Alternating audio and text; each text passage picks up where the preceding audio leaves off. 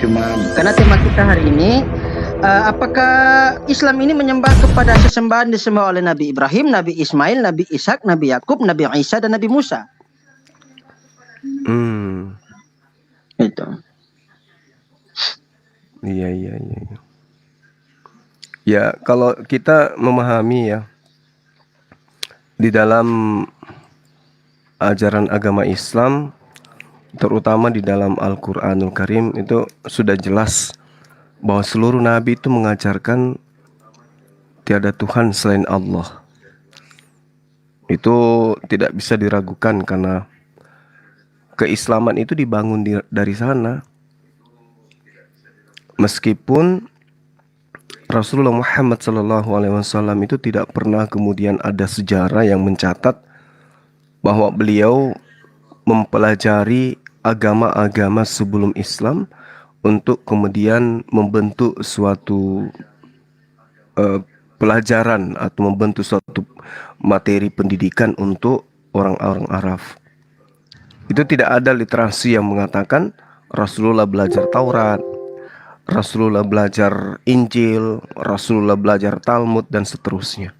Itu nggak pernah kita temukan. Dan memang fakta di lapangan beliau adalah orang yang ummi. Sehingga ketika ada pernyataan apakah para nabi itu menyembah Tuhan yang sama, tidak ada alasan kemudian kita mengatakan tidak. Tidak ada alasan. Kenapa? Karena wahyu yang datang kepada baginda Rasulullah Muhammad SAW itu seketika, bukan melalui proses seperti menyadur atau menyaksikan banyak penulis-penulis lain, lalu kemudian beliau juga merasa tertarik kemudian untuk menuliskan. Tetapi serta-merta wahyu itu datang. Wa ma arsalna min qablika mir rasulin illa nuhi ilaihi annahu la ilaha illa ana. Itu jelas itu. Sehingga orang pada masanya terheran-heran, menganggap beliau itu ada kelainan. Kenapa? Karena bercerita tentang sesuatu yang terkait masa lampau, sementara dia bukan orang terpelajar. Dibilangnya orang ngawur dia. Yang menerima Al-Quran ini, yang mengatakan mengaku menerima Al-Quran ini kelihatannya ada kelainan. Nah, sehingga inti dari penyampaian Allah bahwa semua utusan sebelum engkau kuperintahkan mereka mengajarkan tidak ada sembahan yang benar selain aku, maka karena itu penekanannya fa'budun, engkau pun harus menyembahku. Jadi kalau ada yang mengatakan Tuhannya umat Islam itu berbeda dengan Tuhannya para nabi, ya kita uji dulu kebenarannya. Kenapa? Karena berbicara mengenai Islam, dalam hal ini adalah Al-Quranul Karim, tidak ada satu kekuatan di atas muka bumi ini yang kemudian bisa meruntuhkan kebenaran, keotentikan pewahyuan Al-Quran. Semua aspek itu mendukung kebenarannya. Nah, lalu kalau kita misalnya mengikuti pola orang-orang terdahulu ya, atau orang yang sekarang ini yang asal mengimani saja, tidak kemudian berdasar terhadap apa yang digunakan umat Islam untuk mengkaji keislamannya. Contoh misalnya Al-Quran datang pada Rasulullah Muhammad SAW, terjamin keotentikannya. Kenapa? Karena diriwayatkan secara mutawatir. Nah, disiplin ilmu apapun kemudian kita pakai untuk menggunakan menguji Al-Quran itu tidak akan kita temukan celah di dalamnya. Terkait dengan hadits mutawatir, ada yang ahad. Ketika dia dikatakan hadits mutawatir, maka seluruhnya sahih tanpa ada keraguan. Kalau ahad masih terbagi dua, ada sahih, ada dhaif. Dhaif pun masih terbagi tiga, ada dhaif biasa, ada dhaif jiddan, dan ada maudhu atau palsu. Nah, keterikatan dua komponen hukum yang dipegang oleh umat Islam ini kemudian Al-Quran dan hadits itu melambangkan bahwasanya Tuhan yang disembah oleh umat Islam itu tidak bisa diragukan. Dialah pencipta langit dan bumi. Karena unsur-unsur yang mendukung tentang konsep ketuhanannya itu tidak bisa diragukan dari semua aspek. Nah, bagaimana dengan kitab terdahulu? Nah, ini penting. Ada yang dikatakan perjanjian lama. Siapa yang menamai kitabnya orang-orang Yahudi itu sebagai perjanjian lama? Ada yang dikatakan perjanjian baru. Siapa yang mengatakan bahwa kitab yang dituliskan tanpa sanad itu adalah perjanjian baru? Siapa yang menamai itu? Nah, kalau kemudian kita lakukan perbandingan antara Al-Quran dengan kitab-kitab yang menceritakan tentang kisah-kisah yang hampir sama, ya kita lihat aja keotentikannya seperti apa adanya. Apakah ada di antara mereka kemudian ketika kita berbicara mengenai sanad standar yang kemudian berlakukan terhadap Al-Quran, nah apakah ada? Meski Al-Quran itu berbicara mengenai Taurat, meski Al-Quran itu berbicara mengenai Injil, tetapi muatan daripada informasi yang ada dalam Al-Quran menceritakan kondisi Taurat dan kondisi Injil. Perjanjian baru misalnya, yang mereka katakan sebagai Injil, ada 4 bagian utama: Matius, Markus, Lukas, Yohanes. Ada kitab sejarah, ya, kisah para penulis. Lalu kemudian 2 surat-surat rasuli atau penulis Paulus. Kemudian ada kitab Wahyu. Dan perjanjian lama, ya tentu adik-adik di sini tahu, antum semua adalah orang yang berkecimpung di dunia kitab-kitab terdahulu, dalam arti kata belajar tentang bahasa kitab-kitab terdahulu. Ada 5 kitab Torah, Kejadian, Keluaran, Imamat, Bilangan. Meski sebenarnya kalau kita merujuk kepada Torah yang sesungguhnya, ini sebenarnya tidak seperti ini komponennya. Ada kitab sejarah, Yosua, Hakim-Hakim, Samuel, dan seterusnya. Ada raja-raja, kemudian Tawarik, ada Esra, ada Nehemia, dan juga satu lagi Ester. Lalu kemudian ada tulisan-tulisan puisi, Ayub, Mazmur, Amsal, Pengkhotbah, Kidung Agung. Kemudian ada cerita-cerita nabi-nabi besar, Yesaya, Yeremia, Ratapan, Yehezkiel, Daniel. Lalu ada kemudian nabi-nabi kecil, Hosea, Amos, Habakuk, dan seterusnya. Tapi yang menjadi pertanyaan, siapa di antara mereka yang menjadi isnad terhadap kitab-kitab ini? Fakta di lapangan, Taurat tidak memiliki sanad yang bersambung kepada Nabi Musa alaihissalam. Taurat juga tidak dihafalkan oleh seorang pun. Memang Taurat dulu pernah ada dan diceritakan pernah hilang. Oleh karena itu, secara sanad, keotentikan Torah itu menjadi batal. Kenapa? Tidak satupun manusia bisa membuktikan bahwa Taurat yang ada saat ini itu bersambung hingga kepada Nabi Musa alaihissalam. Itu penting untuk diketahui. Begitu juga dengan perjanjian baru. Apa ada sampai hari ini? Lalu di tengah-tengah kita orang jagoan semua kok. Ngaku anak Tuhan, ngaku punya Roh Kudus, ngaku orang pilihan, ngaku mati nggak masuk ke kubur langsung ke surga. Coba tanya, buktikan kalau Anda adalah orang benar. Ceritakan tentang kitab Anda berdasarkan original teksnya. Coba Anda hafalkan. Kalau Anda itu adalah orang benar. Kenapa? Kaidah kebenaran itu jelas. Ya, al-isnadu middin. Sanad adalah bagian daripada ajaran agama. Lalu kemudian walau la isnadu laqala man syaa masya. Kalau bukan karena sanad, maka setiap orang akan berbicara seenak udelnya. Makanya coba kita lihat kitab-kitab yang kemudian mereka pegang, yang dianggap mereka sebagai firman Tuhan, ada nggak yang kemudian bisa menorehkan bahwa si pembawa berita dari si fulan ke si fulan adalah si A, si B, si C? Nggak ada itu. Nggak ada. Berbeda dengan kita. Berbeda dengan Al-Quranul Karim. Sehingga keotentikan itu tidak ada keraguan di dalamnya. Sekali lagi saya katakan, adik-adik saya, guru-guru saya yang ada di sini, ada juga adik saya Ustaz Wafi, kenyataan yang ada di lapangan. Taurat tidak dihafalkan oleh satu manusia pun. Taurat tidak memiliki sanad yang bersambung hingga Nabi Musa alaihissalam.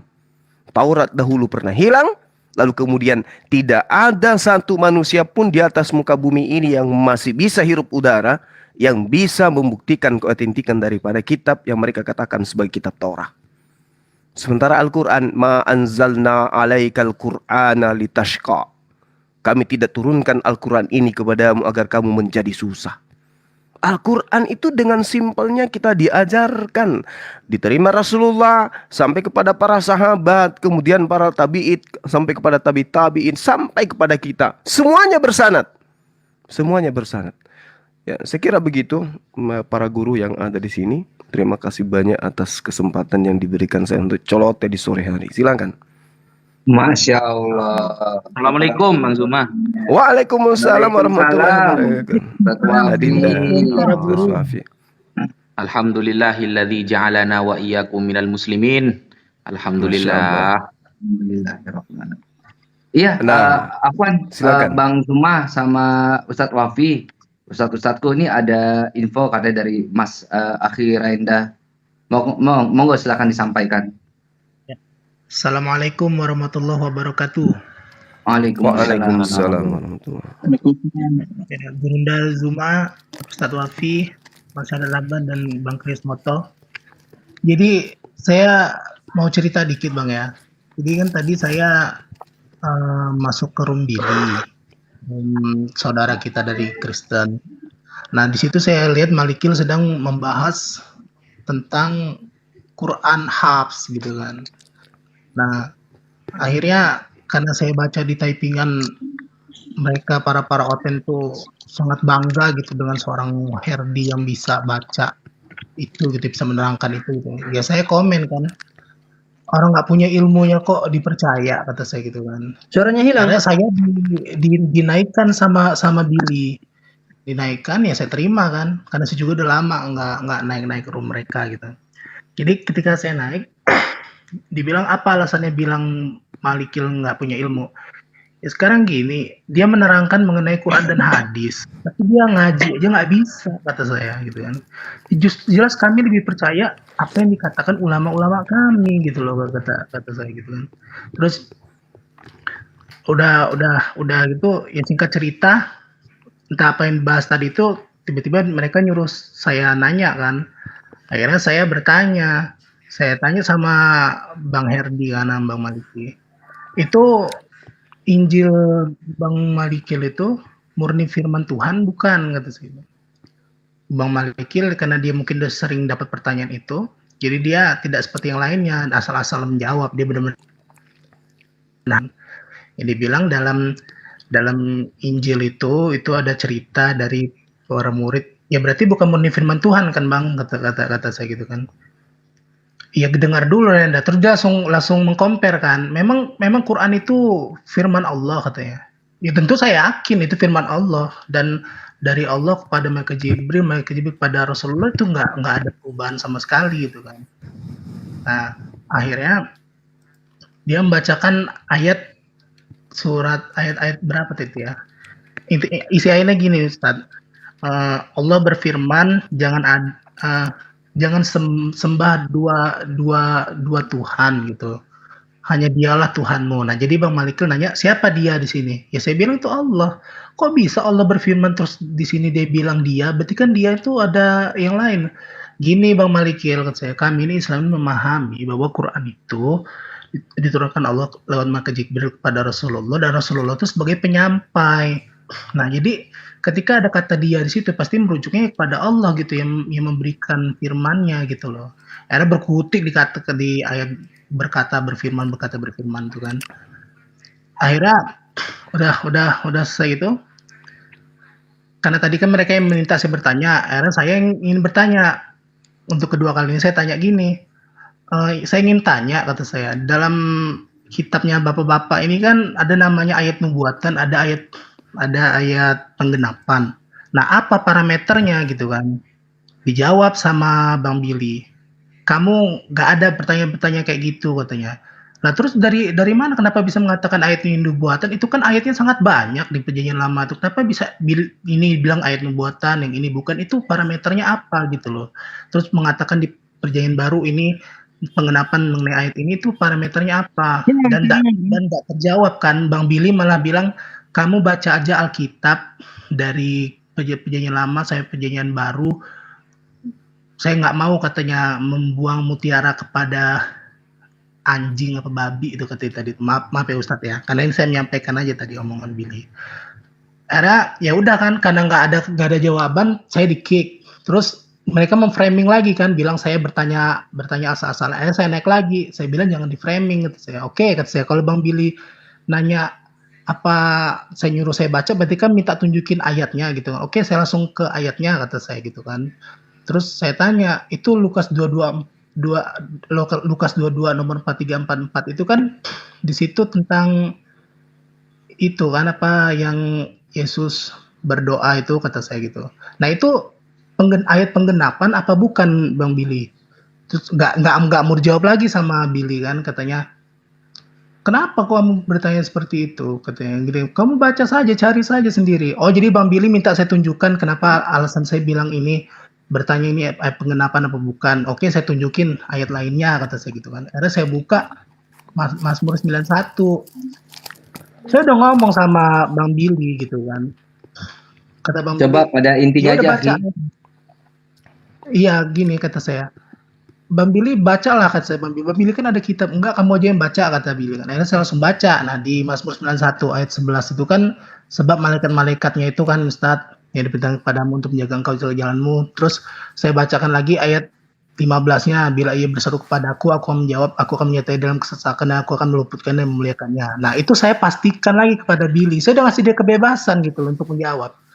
Dan Bang Billy mengkonfirmasi, iya itu memang nubuatan buat Yesus. Lalu kamu apa? Oke banget. Kalau ini ya teman-teman, kata saya dengar sendiri Bang Billy udah mengakui ini berarti adalah nubuatan ayat Mazmur 91 kata saya. Nah di sini Bang Billy kata saya di ayat 16-nya itu lanjutannya Bang Billy ya, dengan panjang umur akan kukenyangkan dia dan akan kuperlihatkan padanya keselapan dan padaku. Wah langsung berubah 180 derajat jawabannya. Langsung kawannya mau klarifikasi segala macam. Nah ini yang ingin saya informasikan, bahwa ternyata Bang Billy tadi kan, kenapa saya bilang ini tadi, karena Bang Billy tadi kan nyuruh saya baca, dan ternyata Bang Billy sendiri menurut saya tidak tahu ayat ini, sampai dia mengatakan ini tentu Yesus, sampai dibantah tadi sama kawannya tadi. Itu Ustaz. Mas Moto izin ya.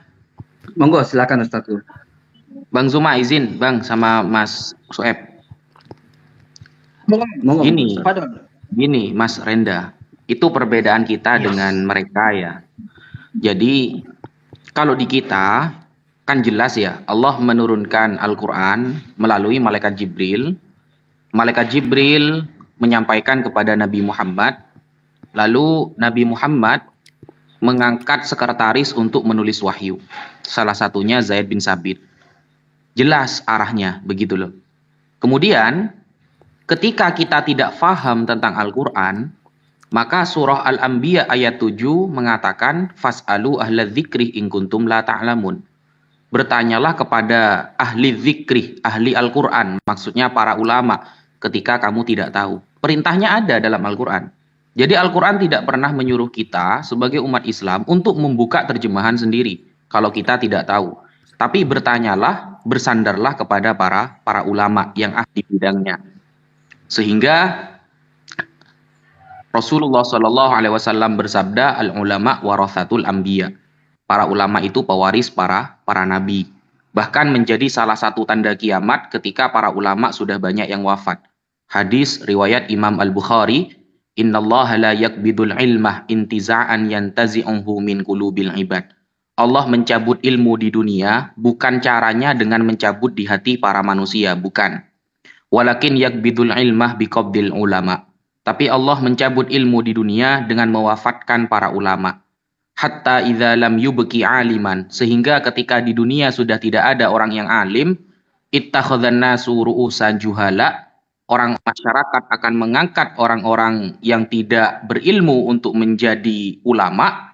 Fasu'ilu fa'aftau bighairi ilmin, ketika mereka ditanyakan mereka menjawab dengan tanpa ilmu. Fadhallu wa adhallu, lalu mereka sesat dan menyesatkan orang lain. Ayatnya ada, perintahnya ada. Kalau di dalam Bible ada nggak perintah ayat kalau Anda tidak faham tentang Bible maka bertanyalah kepada Paulus? Nggak ada kan? Atau bertanyalah kepada para pendeta? Kan nggak ada. Sehingga ketika kita bertanya kepada orang-orang mereka, Itu jawabannya sangat banyak sekali. Ada yang mengatakan harus memahami tafsir hermeneutika. Ada yang mengatakan Alkitab sudah bisa memahami dirinya sendiri, sehingga semua orang yang dinaungi Roh Kudus bisa memahaminya. Tapi buktinya sampai sekarang para pendeta pun bertentangan tentang ayat-ayat tersebut. Kemudian Lukas atau Markus atau Paulus lah, pernah nggak mereka langsung berbincang-bincang dengan Yesus, menulis apa yang disampaikan Yesus? Ada nggak sejarahnya? Kan tidak ada. Dan ketika kita lihat Lukas contohnya, Lukas ini sebenarnya pihak ketiga atau pihak keempat. Atau gampangannya siapa yang menyampaikan firman Yesus kepada Lukas? Siapa orangnya, orang mana, dan bagaimana otoritasnya? Sehingga ketidakjelasan itu, kalau mereka yakin akan ketidakjelasan itu namanya imani saja, kan begitu nanti arahnya. Maka betullah apa yang disampaikan Bang Zuma barusan, bahwa al-isnadu minad din laulal isnad laqala man syaa ma syaa. Sanad bagian dari agama, andaikan tak ada sanad maka orang akan berkata semaunya. Ayatnya agak jelas, penulisnya agak jelas, firmannya agak jelas, akhirnya semuanya agak jelas begitu. Mungkin itu yang bisa saya sampaikan. Monggo Bang Zuma, Mas Syueb, Mas Mutu ditambahi. Sekian. Silakan abangku. Guru Oke, Daku. baik. Baik, makasih ya. Nah, saya sih sebagai orang yang selalu belajar tentang Bible, ya geli-geli aja lah kalau dengarkan ada yang menjelaskan, menyatakan seperti itu. Siapa Tuhan yang kemudian yang dimaksud? Lah, jika demikian adanya, bagaimana dengan kitab yang mereka ambil? Hilang suaranya? Cek. Ada Ya. app. Jelas, Sinyal kamu jelas. nggak bagus app. Ada. Ya. Monggo Bang. Bagaimana dengan kitab yang mereka gunakan? Di mana kitab ini justru mengatakan bahwa Tuhan mereka itu satu. Orang Yahudi dimanapun ditanya, Tuhan kamu berapa? Satu.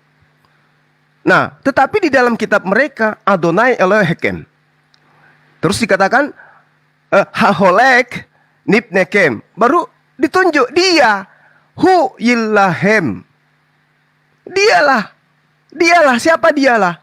Dialah Tuhanmu.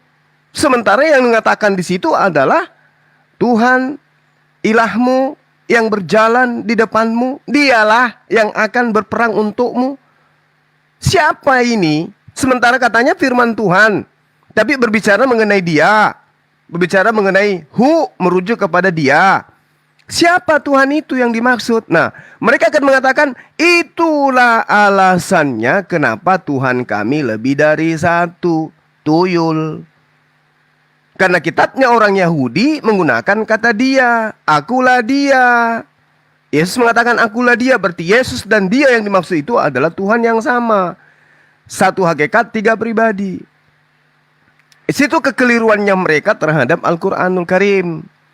Dan kekeliruan mereka terhadap kitabnya orang Yahudi. Makanya mereka jarang untuk berdialog kepada adik-adik yang bisa bahasa Ibrani. Karena mereka pasti ketampol di situ. Karena pemahaman orang Yahudi ketika merujuk kepada sembahan mereka mengatakan itu sama seperti Al-Quran. Ketika Al-Quran itu berbicara tentang Allah. Ya, la ilaha illahu. Artinya tidak ada Tuhan selain dia. Maksud daripada itu, bagaimana kemudian Allah mengajarkan kepada manusia untuk mengenal dirinya sebagai satu-satunya pencipta langit dan bumi. Nah, terkait dengan apa tadi yang dibahas sama si Herdi itu ya. Benar yang dikatakan oleh Dinda Wafi. Bahwasanya Al-Quran itu sudah menerangkan kepada kita umat Islam. Wa ma arsalna qablaka illa rijalan nuhi ilaihim fas'alu ahla zikr in kuntum la ta'lamun. Kami tidak mengutus rasul-rasul sebelum engkau Muhammad, melainkan beberapa orang laki-laki yang kami beri wahyu kepada mereka. Maka tanyakanlah kepada orang yang berilmu jika kamu tidak mengetahui. Ini perintah, bukan hanya kepada baginda Rasulullah Muhammad SAW.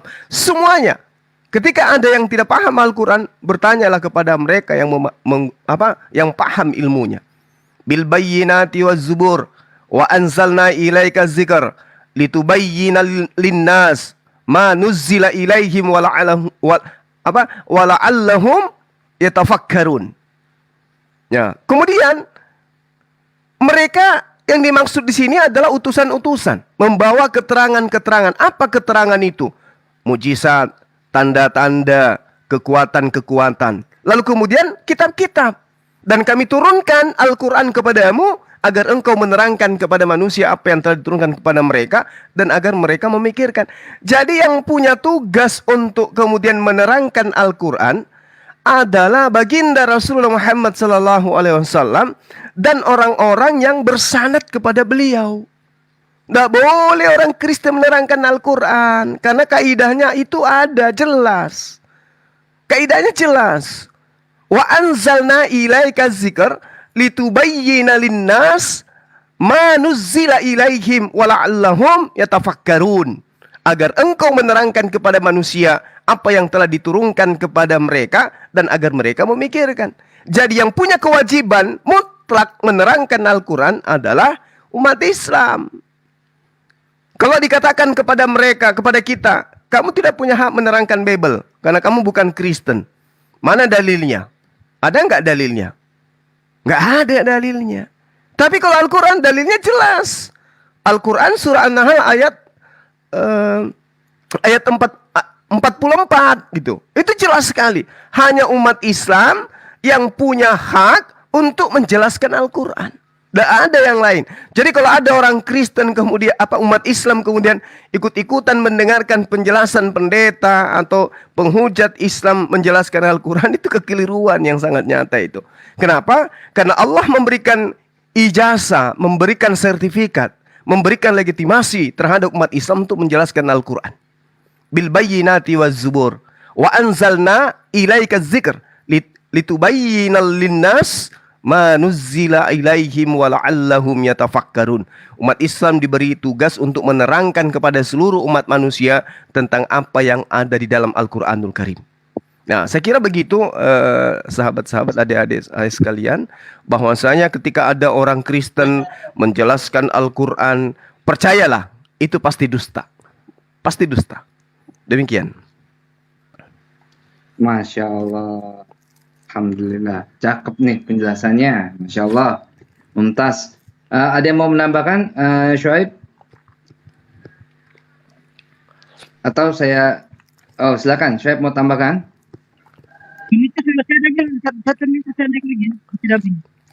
Oke, ini ada Mas Erlangga. Assalamualaikum, Shalom, Kristen atau Muslim? Waalaikumsalam warahmatullahi wabarakatuh. Saya Islam. Oh, silakan. Ada yang mau ditambahkan? Atau ada yang mau ditanyakan kepada ustadz-ustadz kita ini? Ya, mohon maaf ya untuk ustadz-ustadz. Saya tanya tentang agama Islam. Apakah boleh seorang agama Islam itu untuk memperdebat agama sesama agama? Waduh.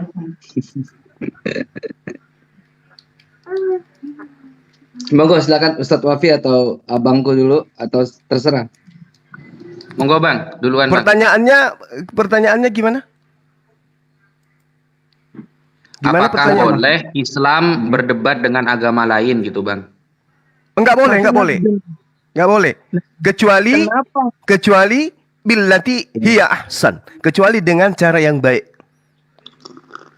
Bukan baik Bang, itu dari masa dulu yang terdahulu sampai sekarang itu enggak pernah ada yang menang, ada yang kalah. Makanya ngapain kalian berdebat? Ngapain tidak kalian cari kesamaan kita? Berarti kamu salah room. Salah room ini. Enggak apa-apa. Salah kamar. Iya. Al-Quran itu menjelaskan begini. Wala tujadilu ahlal kitab. Jangan kamu berdebat dengan ahli kitab.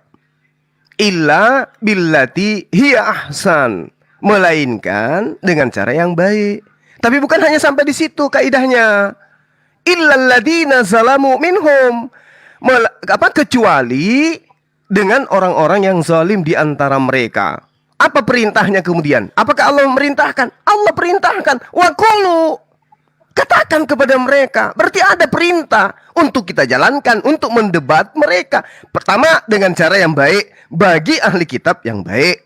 dengan cara yang keras bagi ahli kitab yang kurang ajar. Ada perintahnya. Waqulu, dan katakan kepada mereka, amanna billadzina unzila ilaina wa unzila ilaikum. Kami telah beriman kepada wahyu yang diturunkan kepada kami dan yang diturunkan kepadamu. Lalu kata Allah, wa ilahuna wa ilahukum wahida wa nahnu lahu muslimun. Ini yang diperintahkan oleh Allah. Tuhan kami dan Tuhan kamu itu satu. Dan hanya kepadanya kami berserah diri. Ini kaidah. Jadi meninggalkan perdebatan juga itu adalah cara selemah-lemahnya iman. Harus berdebat, tapi dengan cara yang baik. Kecuali terhadap orang-orang yang zalim.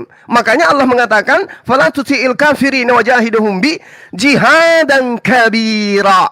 Jangan engkau mengalah, jangan engkau mengikuti orang-orang kafir. Lawanlah mereka dengan Al-Quran, dengan perlawanan yang besar.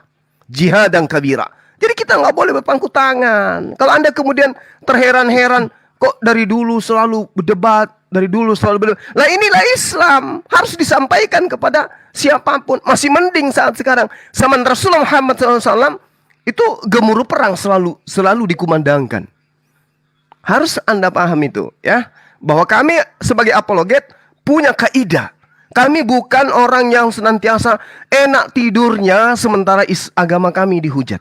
Kami bukan tipikal orang yang enak ceramah di masjid sementara generasi Islam dicaplak sama agama lain, dimurtadkan kemudian disuruh untuk menyembah kepada selain daripada Allah. Kami nggak bisa tenang di situ.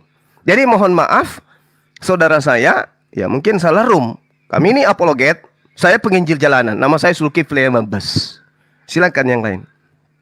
Gini Ya, loh, izin nambahin Bang Zuma. kenapa enggak dicari Izin kesamaan? nambah Bang ya. Iya. Oh, iya, Jadi silakan. gini, Mas Erlangga, gini loh. Jenengan kalau anti sama perdebatan antar agama, berarti ini saya bukan menvonis ya. Saya bukan menvonis. Cuma perasaan saya kayaknya jenengan belum banyak membaca Al-Qur'an. Coba jenengan buka Al-Quran. Kalau memang Anda orang Islam, siapakah orang pertama kali yang berdebat dengan orang-orang kafir? Rasulullah SAW sendiri. Ketika orang Yahudi berdebat dengan Rasulullah, ya Muhammad sif lana rabbak. Wahai Muhammad, tolong tahu kami ciri-ciri Tuhan kamu itu seperti apa. Akhirnya Allah turunkan untuk menjawab diskusi mereka, turunkan surah Al-Ikhlas. Ketika orang-orang kafir bertanya, yas'alunaka 'anir ruh. Mereka bertanya tentang roh kepada Nabi Muhammad. Kemudian Allah turunkan firman, "Qulir ruhu min amri rabbi wa ma utitu minal ilmi illa qalila." Jadi ayat akhirnya. Jadi beberapa yas'alunaka mereka bertanya kepada kamu, itu adalah ayat-ayat perdiskusian antara Rasulullah dengan orang-orang kafir. Nah, ini orang-orang kafir yang bertanya dengan cara santai. Kalau nanti arahnya kepada surah Al-Ankabut, illalladzina zalamu minhum, kalau mereka sudah zalim, maka kita boleh tegas kepada mereka. Kita tegas, kita jawab dengan sesuai dalil. Yang penting kita tetap akan menjaga kalimat kita dari yang namanya cacian. Apa yang kita sampaikan, Bang Zuma sampaikan, semuanya ada dalilnya.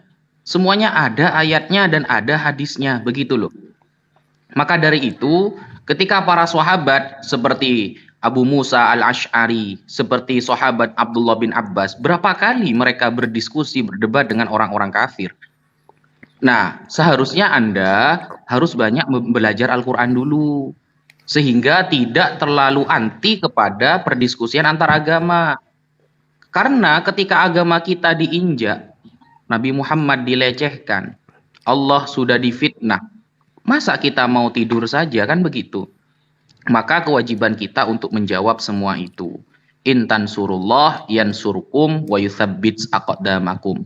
Kalau kalian membela agama Allah, maka Allah akan menolong kalian dan akan menetapkan kaki kalian. Maksudnya Allah akan jaga kita. Seperti itu, Mas Erlangga. Mungkin itu yang bisa saya sampaikan. Sekian.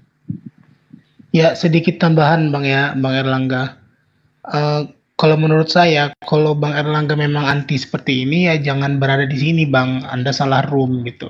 Dan saya pernah dengar dari seorang guru bahwa Rasul sendiri ketika dia dihina, dikata-katain, dia dia tetap diam. Tapi ketika agama dan akidahnya yang dihina, Rasul tidak tinggal diam gitu. Dia akan bersikap tegas dengannya gitu. Dan saya ingin meluruskan tadi Bang Zuma dan guru-guru semua. Saya tadi itu di roomnya Billy itu, saya seperti yang saya bilang sebelumnya, saya tidak ada menawarkan diri untuk naik. Saya juga tahu, saya juga ingat pesan Bang Zuma bahwa kalau kita tidak paham gitu kan, belum paham mengenai ini, jangan berani-berani mendebat Kristen seperti mereka gitu. Tapi kalau saya tadi itu kan karena saya menanggapi lucu saja gitu loh.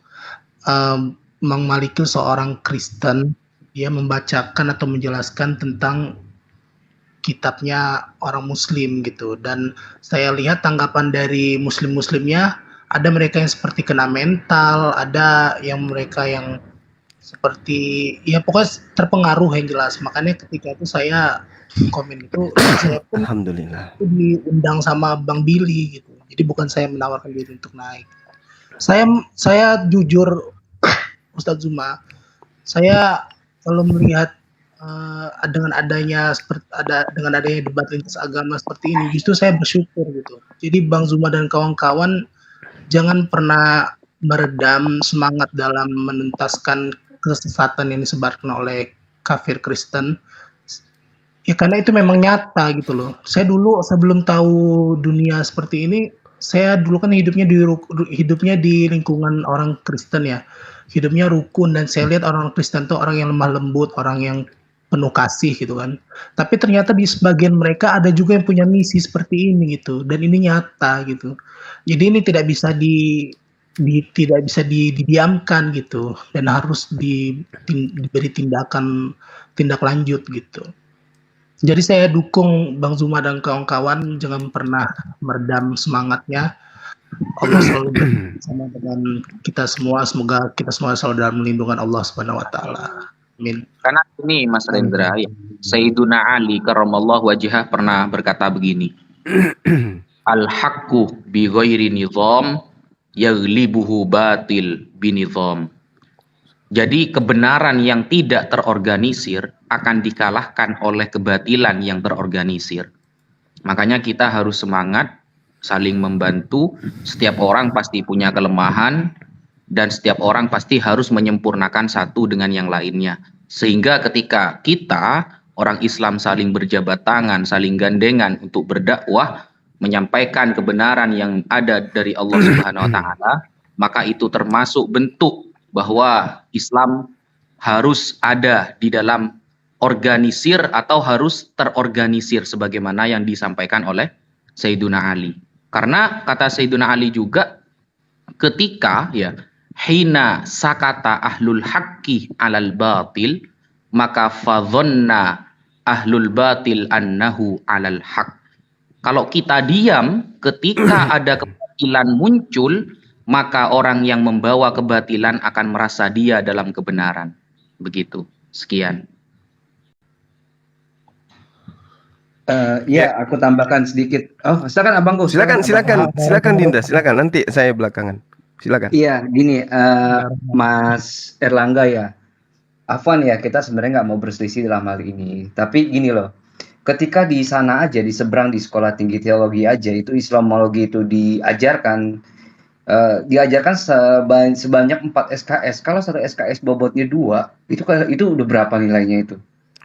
Nah, sementara itu teman-teman kita, saudara-saudara kita, ini tuh kayak Ustadz Zuma, terus Ustadz Wafi, dan semua ikhwan yang berjuang di dalam dunia dakwah ini, khususnya dunia kristologi itu, tanda kutip, itu memberikan, tanda kutip juga kuliah kristologi secara gratis.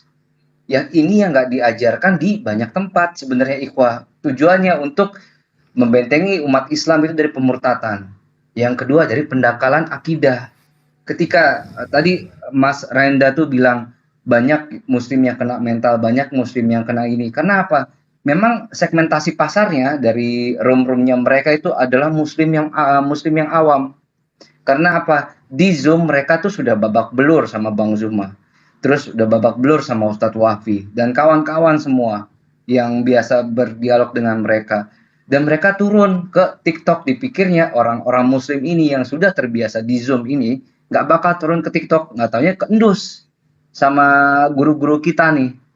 Akhirnya mereka juga ke sini, tambah panik lagi. Karena memang generasi milenial ini yang dipikirnya itu jauh dari agamanya. Itu sasaran segmentasi pasar mereka, bukannya tanda kutip kayak Bang Zuma gitu kan, bukannya kayak Ustadz Wafi, Akhi Fahrudin, atau semua yang biasa ikhwah lihat yang biasa berdiskusi dengan mereka. Tujuannya bukan orang-orang tersebut, tapi adalah viewers-viewers muslim yang awam, yang milenial, yang jauh dari agama. Nah, tugasnya guru-guru kita ini adalah untuk menjelaskan semua yang mereka syubhatkan, untuk menjelaskan semua yang mereka tanda kutip ragu-ragukan. Makanya kita tuh dibilang mau sampai kapan begini, mau sampai kapan gak ada kalah menang. Kita tuh gak pernah bosen. Karena apa? Dalam dunia kristologi, dalam dunia dakwah ini, yang bosen, yang kalah. Karena apa? Mereka juga gak bosen-bosen kok untuk keluarin syubhat kepada kita. Mereka juga gak bosen-bosen kok untuk fitnah Allah, untuk fitnah Rasulullah. Terus kita diem, bosen gitu, dan gak berbuat apa-apa ketika orang yang kita sayang itu, Rasulullah SAW itu mereka hinakan. Tuhan yang kita sembah itu mereka tuh jatuhkan gitu aja. Kita harus diam, kita harus diam dengan alasan ya nggak perlulah kita debat-debat apa agama. Ya mungkin di Mas Erlangga berpikir seperti itu, tapi mereka enggak. Tujuan mereka jelas gitu kurang lebih. Monggo silakan abangku. Ya, sedikit lagi ya Bang Erlangga. Jadi gini Bang, sebenarnya apa yang Bang Erlangga ini sampaikan itu ada sisi baiknya. Tapi baik belum tentu benar. Karena gini Bang, Islam itu agama syiar. Mereka juga adalah agama syiar. Arti kata mereka diperintahkan untuk memberitakan ajaran mereka kepada siapapun, bahkan kepada seluruh makhluk. Ya, kalau dipahami, ketika saya berdialog dengan pendeta agung, dia katakan, saya tiap hari menginjili ayam, kambing, cicak, tikus. Nah, kalau yang level kayak begini aja mereka injili, jangan sangka anak keturunan kita bisa lolos gitu. Hari ini mungkin kita kuat, Bang. Hari ini mungkin kita kuat. Tapi siapa yang tahu setelah sepeninggal kita mereka semakin berani. Hari ini mungkin kita masih kuat untuk membendung gerakan-gerakan orang ini. Makanya saya katakan bahwa sedahsyat-dahsyatnya narkoba ini jauh lebih dahsyat, Bang. Narkoba ketika orang itu kemudian bertaubat masih diterima oleh Allah dosa tobatnya. Ya. Mati di dalam keadaan narkoba masih kemungkinan mereka-mereka ini akan masuk ke dalam jannah. Tapi mati dalam kekafiran, apa yang dituliskan oleh Al-Quran, apa yang disampaikan oleh Allah, maka memerangi narkoba jauh lebih penting memerangi gerakan mereka daripada narkoba. Lalu siapa yang akan memerangi mereka? Dalam arti kata membendung mereka. Kalau bukan kita. Para ulama disibukkan membentengi akidah umat di dalam kemaslahatan umat. Para kiai, para ustadz sibuk kemudian untuk membentuk pribadi umat Islam, generasi-generasi Islam. Tapi siapa yang kemudian punya posisi menjadi garda terdepan membentengi akidah mereka-mereka yang awam terhadap kebenaran suatu agama? Kalau bukan kami lalu siapa? Kalau bukan kita lalu siapa? Coba kita lihat, kita tengok sebelum ada sosmed. Berapa banyak kemudian tiba-tiba di tetangga kita tiba-tiba ke gereja. Kita nggak nyangka tiba-tiba ponakan kita, sepupu kita nikah dengan orang yang beda agama. Apa penyebabnya? Karena kita tidur. Sementara Al-Quran siang hari kita baca. Ya. Alladzi waswisu fi sudurin nas. Kejahatan yang dibisikkan ke dalam dada manusia. Siapa yang membisikkan ke dalam dada manusia? Apakah cuma setan? Tidak, tapi juga dari manusia. Minal jinnati wan nas. Ini dalil. Ini kitab. Jadi kalau kita nganggap kita ini orang benar, satu, kita bentengi akidah umat Islam. Kedua, kita ajarkan Islam itu kepada non-Islam supaya mengerti tentang Islam itu seperti apa adanya. Jelas dalilnya. Alladzina yuwaswisu fi sudurin nas. Ya, dari kejahatan, bisikan iblis yang tersembunyi yang membisikkan kejahatan ke dalam dada manusia.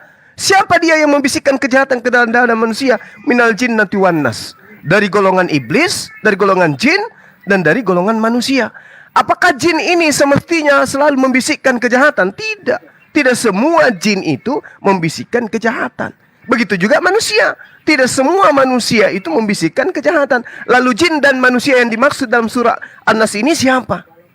Jin yang dimaksud di sini adalah iblis.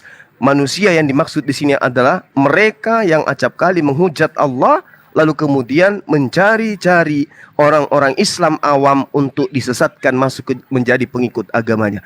Ini yang dimaksud dengan Al-Quran. Nah, apakah kemudian kita tinggal diam? Tentu tidak. Itu pokok yang kedua. Yang ketiga yang harus dipahami, bahwasanya adanya Kristolog ini untuk kemudian melenturkan pemahaman umat Islam dan teman-teman non-Islam untuk memahami bahwa perbedaan antara dua agama ini adalah hal biasa. Sehingga jangan lagi muncul sedikit-sedikit ada sara, sedikit-sedikit ada sara, sedikit-sedikit ada sara. Berbicara mengenai keyakinan antar agama, kita jadikan sebagai sesuatu yang lumrah.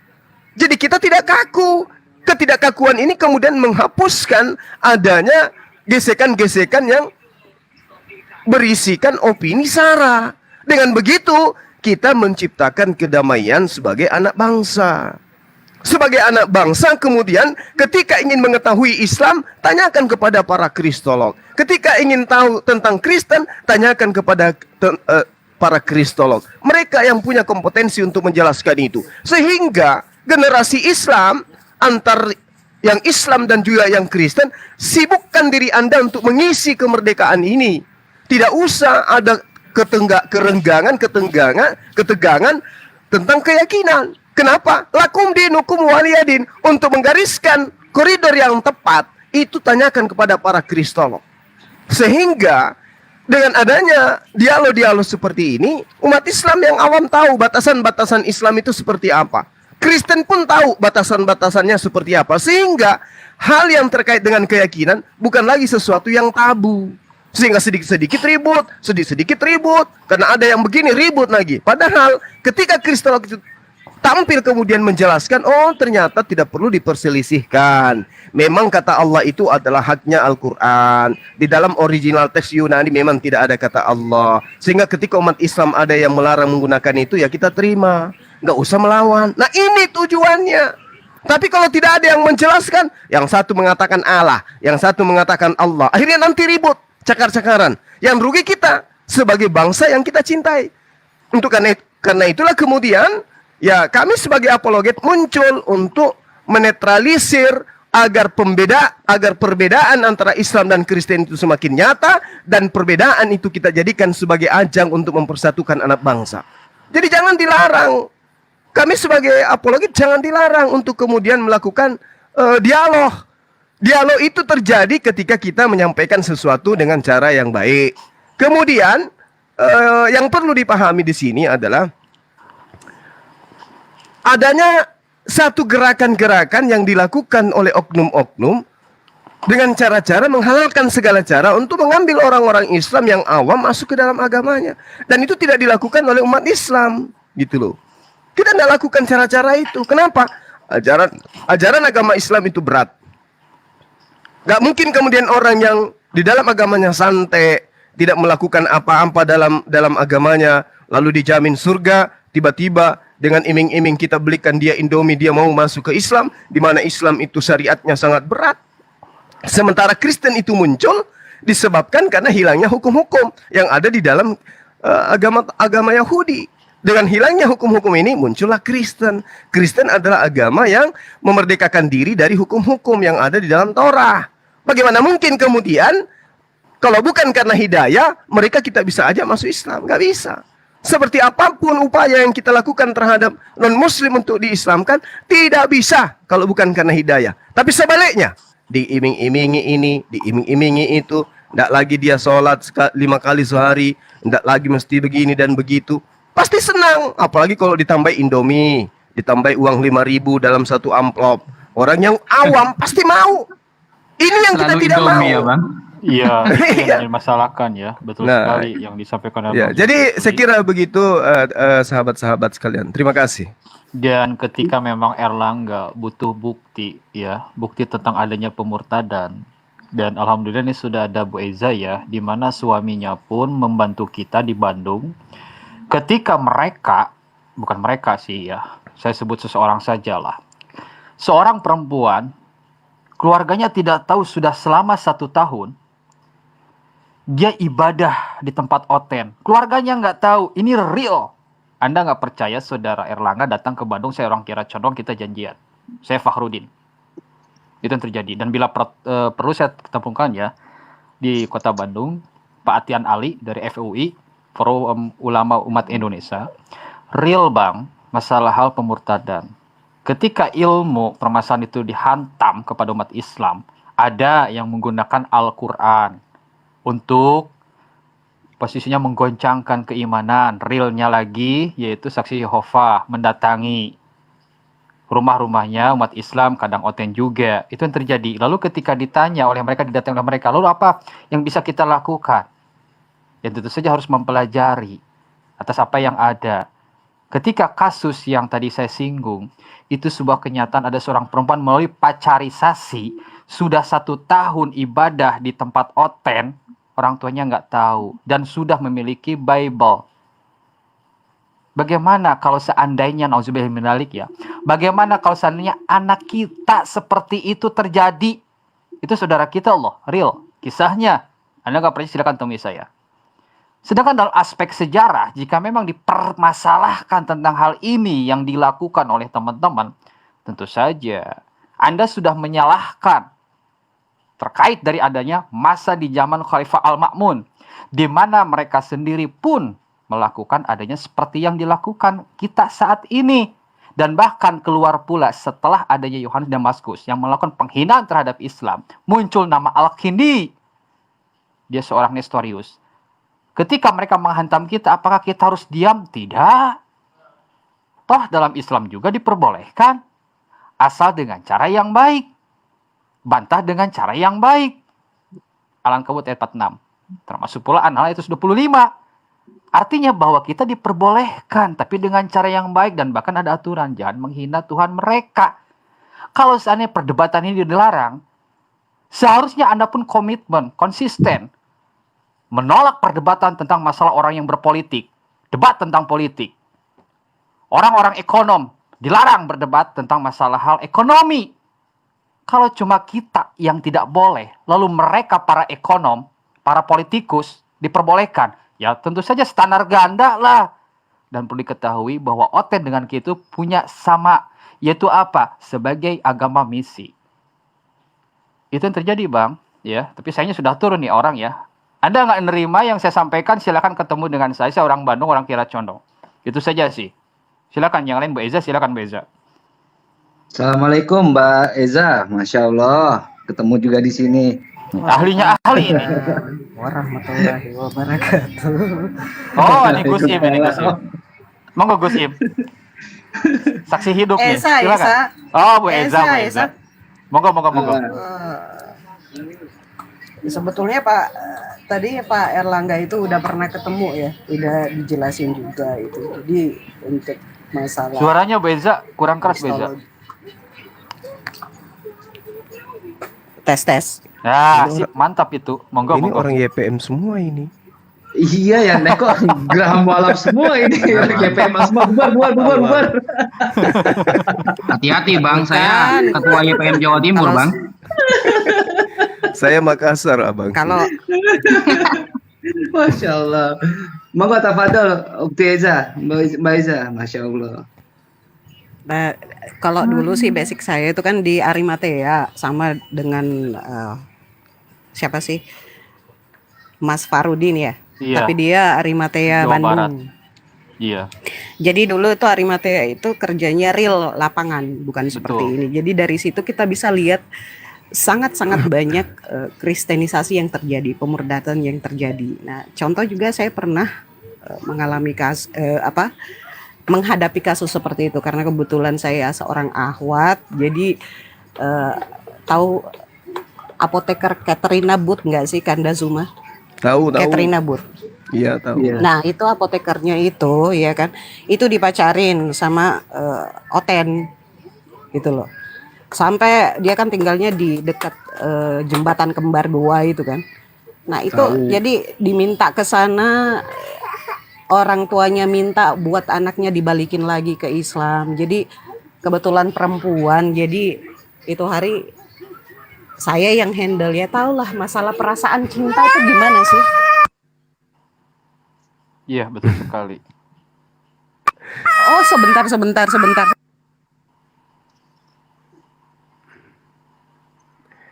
Ini enggak ada tetangga yang mau naik. Ya ini ya Belum ada, teman-teman, Bang saya Lukman. tulis ya data saya terkait tentang adanya di zaman Khalifah Al-Ma'mun. Anda cek yang saya tuliskan di komentar biar kita pun nambah wawasan. Bukunya Sejarah Perjumpaan, itu yang saya tulis ya, yang ditulis oleh pihak outsider. Jadi bukan kita yang pertama kali, bukan. Sudah banyak di zaman Khalifah Al-Ma'mun sendiri perdebatan terjadi. Termasuk lahirnya Al-Kindi, Nostorius pun sama sesudah zaman Yohanes Damaskus yang melakukan penghinaan terhadap Islam. Anda nggak percaya, cek halaman 111 kalau Anda nggak percaya, kalau punya buku itu. Silakan teman-teman. Bu Eza. Mungkin Bang Eza, Mbak Eza, oh silakan. Bukti Eza. Ngelodin anak ini. Jadi ada beberapa juga sama kayak Pak Subandi Sukoco, pernah terjadi di di Makassar juga, kristenisasi di atasnya Malino itu loh, Kanda Suma. Nah, Iya, itu ada betul. 2 kampung yang dimurtadkan di sana, itu bagaimana kita. Jadi melihat kasus-kasus seperti ini itu, kita tidak bisa menutup mata juga. Kita nggak bisa menyalahkan yang Islam awam sebetulnya ya. Islam awam, kenapa sih mereka yang dengan ekonomi yang sangat minim, iya kan, yang sangat butuh itu, kenapa sih mereka menerima pemurtadan ini? Jadi kita tidak boleh menyalahkan mereka juga, kita harus bijak melihat di sini, ya kan? Karena ini saudara-saudara Islamnya kemana? Kan gitu. Mereka sudah bantu apa? Dan jadi disinilah dengan adanya ilmu kristologi ini, kita setidaknya membentengi mereka, memberikan mereka ilmu yang kita punya untuk setidaknya bisa menjaga akidah mereka jika mereka mengalami hal seperti itu, gitu loh. Jadi jangan dipikir ilmu kristologi itu nyari lawan. Ini ngurusin agama orang lain, enggak. Seperti itu. Jadi saya ngambil sisi lainnya aja ya. Kalau masalah-masalah dalilnya apanya tadi kan udah dijelasin panjang lebar. Seperti itu. Nah, cuman di sini kita tekankan lagi seperti tadi saya nyimak di sebelah juga ya, masalah toleransi. Anak saya joget teh. Jadi apa? Kirain teh Gus Imnya yang joget-joget. Kemana Gus Im? Ada, Gus Imnya astagfirullah. kemana Gus Im? Jadi perlu diingat lagi bahwa toleransi dalam Islam itu hanya menyentuh ranah sosial. Kalau kita sih masalah lapangan itu nggak usah panjang lebar ya, mau itu dokumennya ada, saya ada segudang, tapi buat apa sih kita menayangkan hal tersebut, ya kan? Itu sesuatu yang ekstrim. Jadi cukuplah mereka memerangi kita dengan ilmu, ya kan, lewat media, kita pun melawan mereka. Dulu lanjut. Oke. Mungkin Shuaib ada yang mau ditambahkan? Akhi Shuaib. Halo. Ya. Ganteng. Siap. Terkait dengan apa namanya? Diskusi atau debat gitu kan. Teringat kejadian di tempat saya di Morotai ya. Tahun 2019 itu pernah dilakukan pembaptisan massal di sana. Anak SD, SMP, SMA gitu. Hal tersebut terjadi Coba kita bayangkan gitu kan, kalau nggak kita kurang-kurang ilmu, otomatis yang diadu adalah fisik. Begitu. Apalagi kita kenal umat Islam ini, kalau misalkan pas dikorek sedikit, ya pasti bakal menggonggong kayak singa. Gitu kan? Nah, kalau misalkan ada kejadian seperti itu, lalu kita nggak punya ilmu untuk menghadang, otomatis adu fisik yang bakal kita andalkan. Nanti bakal jadi pertumpahan darah. Apakah dia mau seperti itu? Begitu, itu fakta di lapangan loh. Kalau misalkan hal tersebut terjadi ya bro, tadi untuk yang bertanya tadi ya, kalau misalkan ketika di peristiwa tersebut terjadi gitu kan, terus kita nggak ada ilmu untuk buat menghadang, otomatis fisik yang bakal diandalkan. Apakah mau beradu fisik? Apakah suka tumpahan darah gitu? Berarti jalan satu-satunya untuk menghadang mereka dengan ilmu ya kita harus belajar. Kita harus belajar dan mengkantor mereka. Begitu. Ya. Karena gini Mas Uep, saya jadi kasihan teman-teman pesantren ya. Anak-anak santri di pesantren itu mondok selama 10 tahun, 15 tahun. Itu belum sempurna bisa memaknai Al-Quran. Ini kok malah Herdi, Bekatul, itu langsung bisa nafsiri, kan gabrul banget gitu loh. Ya itu kan dari googling, mereka itu nggak ada yang baru serangan ke kita teh bang. Itu kalau yang baru itu sudah lama hangus ketika FFI ya. Seperti itu, dan itu semuanya itu dari orientalis, dan sampai saat ini nggak ada yang berbobot dibandingkan dengan orientalis itu lebih berbobot, langsung mempelajari tentang Islam dari sumbernya bang. Itu nah tadi kan kata Ustadz doang. Jadi Ustadz kita tadi kan mengajak gini Mas Akademi Kristologi, saya ngajak berpikir kepada teman-teman, kalau anak yang di pesantren 10 tahun saja belum bisa memaknai Al-Quran, apalagi ya sekelas mereka gitu loh. Ada Herdi, Bekatul, kemudian wa ala alihim wa ashabihim ya ajma'in itu. Ketika mereka ini mengatakan kayak kemarin Bang Zuma kemarin saya diskusi sama Herdi di TikTok, ketika saya berkata bahwa Allah itu adalah proper name dan dia mengatakan itu generic name, saya bilang, saya punya kamus mas, kamus saya ada yang dari Kristen, juga ada yang dari Islam. Jawaban Herdi apa teman-teman ternyata? Dia bilang, kamus itu tergantung pesanan bro, kalau pesanannya bela Islam, kamusnya isinya bela Islam katanya. Kan saya mau bilang, go the block dah enak, mau dicaci gimana, tapi ini ngajarin anak di bawah playgroup, mana ada kamus itu pesanan itu, mana ada. Saya pengen tahu kamus pesanan itu seperti apa. Kalau bela Kristen, kamusnya isinya bela Kristen gitu. ya, soalnya kamus yang dipegang Ustaz Rafi waktu itu kan saya juga pegang, yang Al-Taufiq Ya, itu Nabi Rasul. Itu pesanan katanya Herdi. Jadi itu pesanannya memang sudah harus bela Islam. Jadi tidak mungkin benar itu. Literasinya rendah itu, sampah orang itu tuh, karena memang mereka minat bacanya kurang ya. Pantas aja peradaban atau zaman pertengahan kegelapan itu mereka mengalaminya, karena minat bacanya rendah. Dan posisi peradaban salah satunya itu bisa terwujud dikala kita membaca, mencermati dan mengkritisi. Dan itu terbukti ketika Islam, Al-Qur'annya telah dikodifikasi, Nabi Muhammad sudah tidak ada, diberikanlah 2 Al-Quran dan Sunnah. Akhirnya apa? Islam mengalami pencerahan. Oten selama 1000 tahun kegelapan. Bizantium menghasilkan apa? Nggak apa-apa, cuma apa?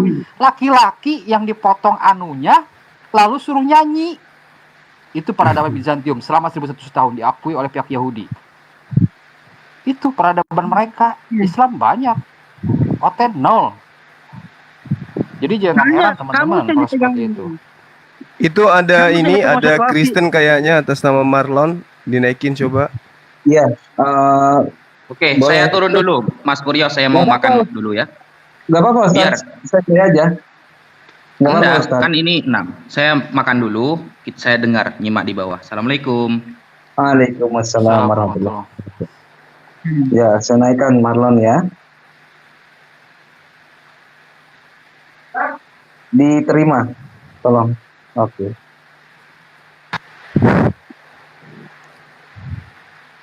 Selamat sore, Selamat sore. Bang Marlon. Dari Kristen atau Islam? Kristen. Oh, silakan. Ada yang mau ditanyakan? Saya mau respon aja sih. Tadi kan teman-teman bilang kalau apa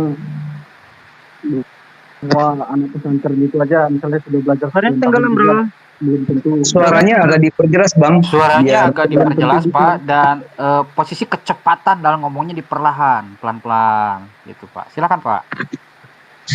Nah, Halo. Udah kedengaran nggak? Halo. hujan ya? Bunyi mesin kita tuh bunyi hujan. Udah jelas belum? Nah, lumayan lah beginilah. Udah jelas. Silakan. silakan, Pak. Iya, tadi kan bilang istilahnya untuk bisa mentafsirkan Al-Quran itu kan butuh belajar gitu ya. Sama juga sih prinsipnya dengan Kristen itu juga. Teman-teman juga yang harus pahami. Supaya tidak mentafsirkan Alkitab dengan sembarangan. Sama prinsipnya. Ada juga dunia pendidikannya. Supaya tafsirannya baik dan benar itu bagaimana sesuai dengan konteksnya. Sama juga ketika teman-teman dari Muslim mengharapkan mentafsir Al-Quran itu dengan baik dan benar.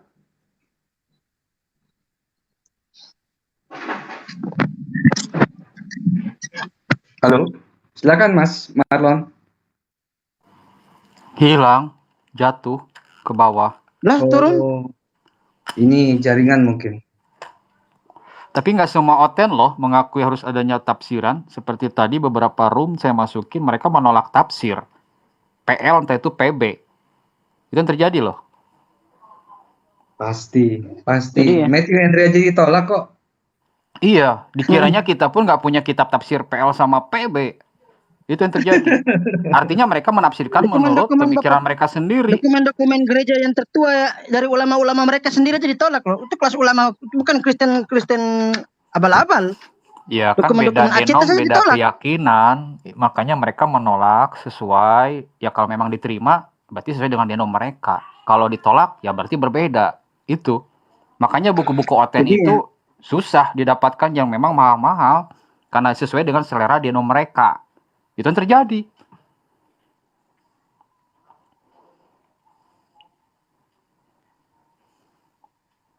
Ini otennya kemana ini?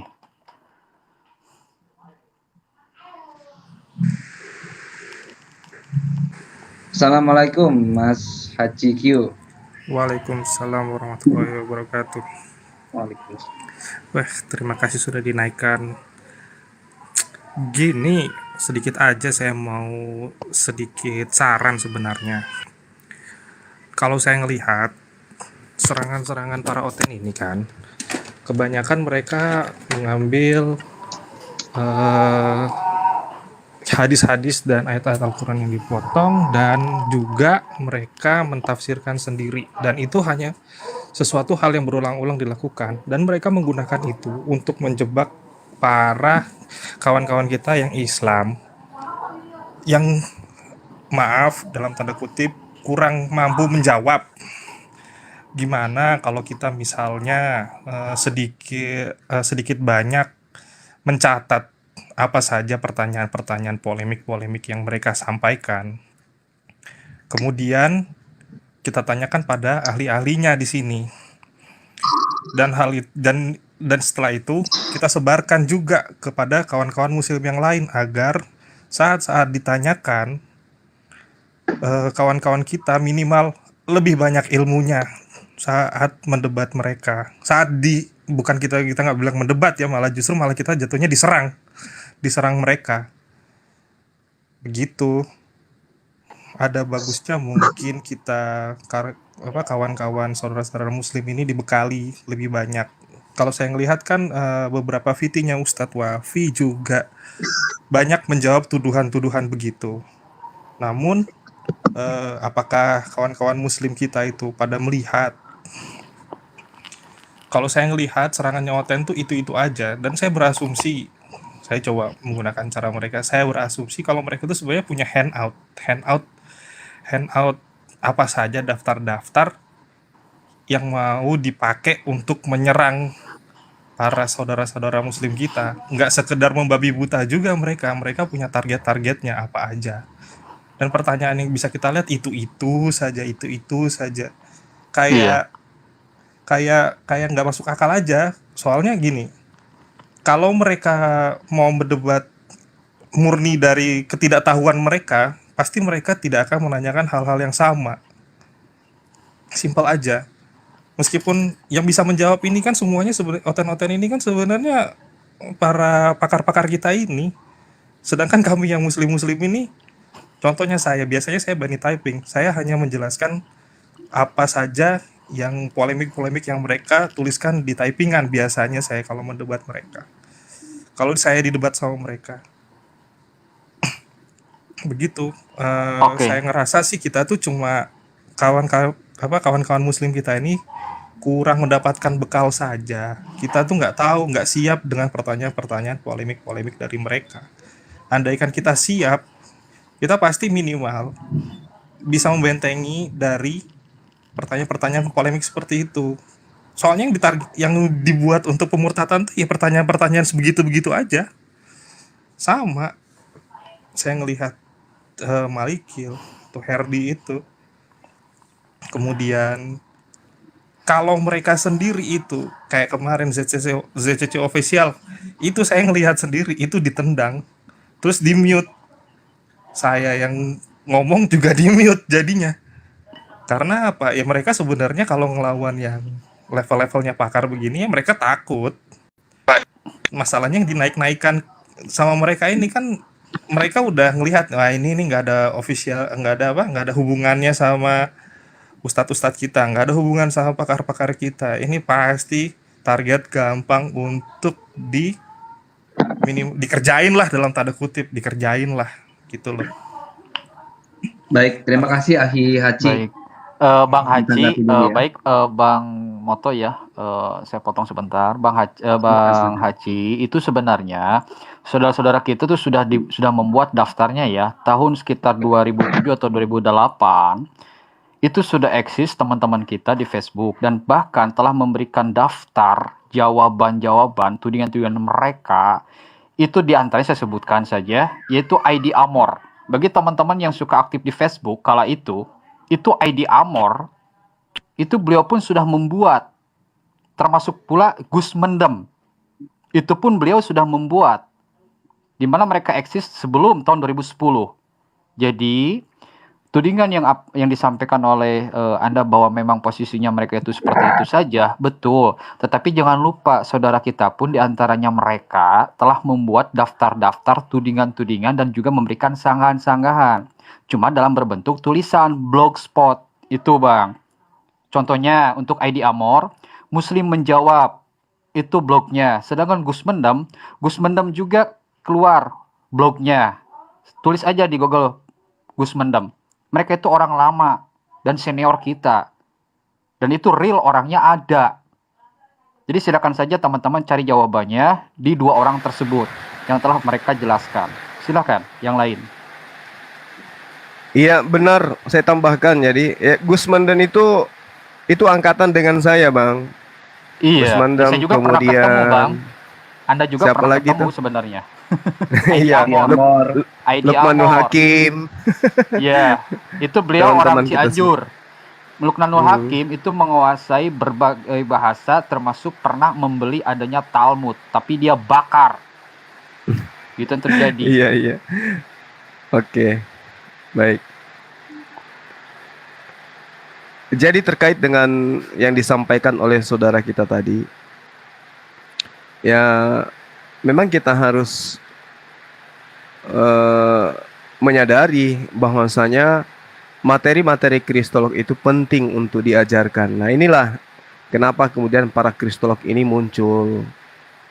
Untuk menyadarkan teman-teman bahwasanya di agama Kristen itu adalah satu ajaran, doktrin dan dogma yang paling mengenakkan kuping memang.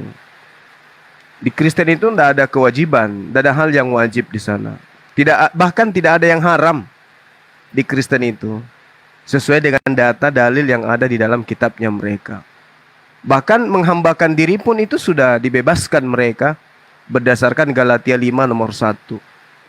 Jadi mereka mau apa saja boleh. Tapi asiknya mereka sudah dijamin surga gitu. Inilah yang membedakan kita kemudian dengan teman Kristen. Jadi kalau umat Islam yang malas ibadah, malas kemudian melaksanakan syariat, nah jadinya seperti Saifuddin Ibrahim. Capek dia, sujud terus siang malam. Kapan berhentinya katanya. Ya, dia keluar karena dia lelah untuk melaksanakan perintah yang diberikan oleh pencipta langit dan bumi. Akhirnya dia murtad. Nah, kalau teman-teman kita, generasi muda kita kemudian memiliki pemahaman Islam sama seperti Saifuddin Ibrahim, memang sangat mudah runtuh. Karena di Islam itu berat. Islam itu sangat berat. Dikit-dikit ibadah, sedikit-dikit haram, sedikit-sedikit haram. Ini nggak boleh, itu nggak boleh. Itu di Islam. Sementara kehidupan kiri kanannya menuntut biologisnya untuk terpuaskan. Sehingga satu-satunya jalan kemudian, ya mereka menjadi orang yang tergiur dengan ajakan-ajakan yang mengenakkan di kuping mereka. Inilah yang terjadi. Sehingga tiba-tiba tetangga kita kok beda keyakinan, tiba-tiba ponaan kita kok berubah gitu. Inilah yang ada. Nah, kita sebagai apologet memang harus berjuang. Kita tidak bisa berpangku tangan dengan keadaan seperti ini. Kita harus kemudian menggaungkan siang dan malam bahwasanya Islam itu seperti ini. Dan yang dijajakan di luar itu seperti ini adanya gitu. Saya kira begitu sementara. Generasi Islam intinya harus membedakan antara lebah dan lalat. Itu poinnya. Silakan. Silakan untuk Mas Marlon dan selamat sore kepada Mas Sandra. Bukan Mas, Itu ibu-ibu, Bu Sandra. Mbak Sandra. Maaf ya Mbak Sandra. Saya dimaafkan. lihat belakangnya dong Roy. Iya, monggo. Ada yang mau disampaikan? Silakan. Mungkin ini kan lagi diskusi soal kristologi ya. Saya cuma mau tahu, menurut bapak-bapak sekalian, apakah Kristus itu sama nggak dengan Isa?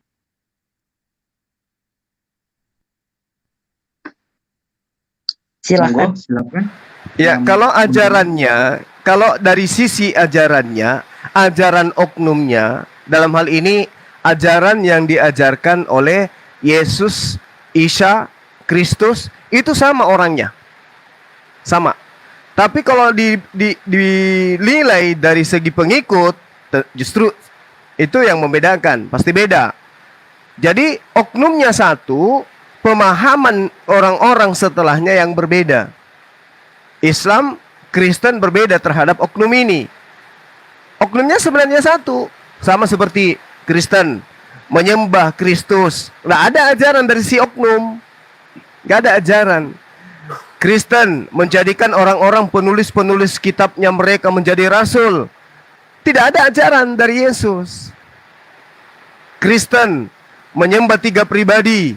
Tidak ada ajaran dari oknum. Nah, kalau Islam mendudukkan dia adalah utusan Tuhan, menyembah satu Tuhan, ajarannya tauhid, hanya untuk Bani Israel, oknum dan Islam sejalan, seirama. Itu yang membedakan. Tapi kalau berbicara mengenai oknum, oknumnya cuma satu. Lain cerita kalau kita kritisin terhadap orang yang bernama Yesus. Orang yang bernama Yesus itu ada 2. Pertama, Yesus Kristus, yang kedua Yesus Barabas. Yesus putra Tuhan, atau putra dewa, atau anak dewa. Nah, Yesus Barabas putra Tuhan ini, putra Bapa ini, menghilang seketika setelah terjadi penyaliban. Padahal dia adalah penjahat nasionalis. Pertanyaannya kemudian, ketika penjahat nasionalis ini ditangkap bersama dengan Yesus, ada yang dieksekusi di atas tiang salib. Yesus Barabasnya itu kemana? Kok bisa dia menghilang seketika itu juga? Tidak ada lagi cerita tentang beliau. Saya kira begitu dari saya. Baik, silakan. Jadi ini tadi maaf yang jawab Bapak siapa tadi? Pak Saya Zuma. Suma. Iya, Oh, saya Bang Bang Suma. Ya Bang Suma. Jadi dari apa yang Abang katakan, saya bisa ambil kesimpulan. Bapak bilang tadi baik Yesus, Kristus atau Isa itu orangnya satu. Iya. Terus Bu, kesimpulannya Bu, menurut Ibu? Iya, jadi menurut Bang Suma orangnya satu. Ya. Sekarang saya mau tanya, kalau emang orangnya satu, Yesus lahir di mana, Isa lahir di mana? Ya, baik, terkait tentang hal tersebut, Ibu, posisi dari adanya nama tersebut sebenarnya itu adalah adanya perbedaan nama dan sering kali dibahas oleh pihak Anda, padahal pihak Anda pun sama-sama ya meyakini bahwa itu adalah orangnya yang sama, cuma pengkisahannya yang berbeda. Saran saya, silakan Ibu cari buku Bang Nursena, The History of Allah. Di sana dibahas. Yang keduanya, terkait tentang hal tersebut, Bu, coba Anda cek tentang adanya versi ya, Bible. Bible versi adanya clean cut yang ada. Itu diantaranya. Anda bisa akan mendapatkan dengan mudah nama Isa Al-Masih. Itu tidak bisa dilepaskan dalam aspek sosio-historis juga ya, sebelum adanya LAI. Itu Bu. Meskipun seperti hanya clean cut, Let's Decker, dan lain sebagainya, mereka itu tidak menguasai bahasa Yunani dan Ibrani, tetapi mereka menggunakan nama Isa. Itu yang terjadi Bu. Sebagai sumber ya, saya punya buku LAI langsung Bu ya. Sebagai sumber, Anda cek buku, ada 2 jilid. Mengikuti jejak Let's Decker jilid 1 dan jilid 2. Jilid 1 warnanya itu kemerah-merahan atau oranye lah. Yang kedua, jilid keduanya warna biru covernya. Saya memiliki semuanya. Nah, dari hal itulah akhirnya terpecah pihak Anda. Ada yang meyakini itu berbeda oknumnya, tapi ada pula yang sama. Contoh, adanya gereja Isa Al-Masih. Itu Bu ya. Jadi jelas, pembahasan tersebut seharusnya jangan ditanyakan kita. Tanyakan kepada denom yang berbeda dengan Anda. Dan terkait tentang masalah hal kelahiran, mari kita bahas dalam aspek historis. Jangan berdasarkan Bible dan juga Quran. Tapi adakah kebenarannya di luar Bible, di luar Al-Quran? Karena hal itu pun sudah saya bahas. Itu Bu, silakan kalau mau membahas tentang kelahiran. Justru Jadi jelas ya? saya jelas.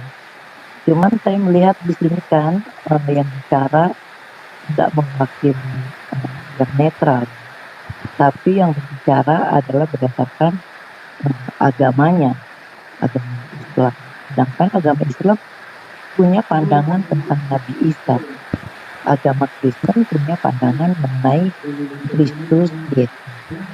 Kalau kita ambil pasti dalam diskusi ini harus diambil berdasarkan Al-Quran dan berdasarkan Alkitab. Karena itu yang kita percaya. Kalau saya lihat berdasarkan Al-Quran, Isa yang di Al-Quran itu beda banget dengan Kristus yang di Alkitab. Mulai dari dia lahir di mana, mulai dari dia nanti datang jadi apa, mulai dari dia tuh mati naik ke surga atau digantikan, itu banyak sekali perbedaan. Jadi kalau ngomong soal kristologi, Bapak-bapak sekalian, kristologi yang mana ini? Yang Kristus atau yang Isa? Karena kalau yang Isa itu bukan kristologi, harusnya Isa logi.